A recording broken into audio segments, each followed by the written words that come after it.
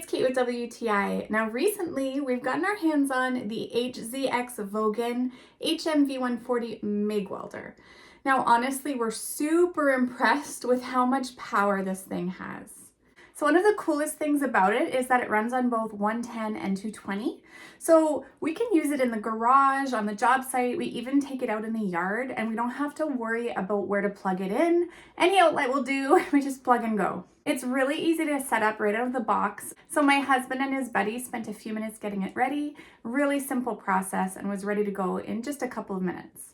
Okay, now check this out. It has an adjustable dial and several different modes, so it makes it really flexible.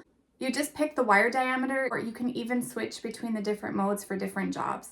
We just love how user-friendly it is. It's also a multi-process welder, so it can be used for MIG, stick, and lift TIG if you want.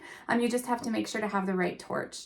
So one machine handles all of our projects, from heavy machinery all the way down to the little DIY projects we always have. It's also really lightweight, so whether you're using it in the garage or you want to take it to a friend's house or move it into a tight space, it's really easy and portable.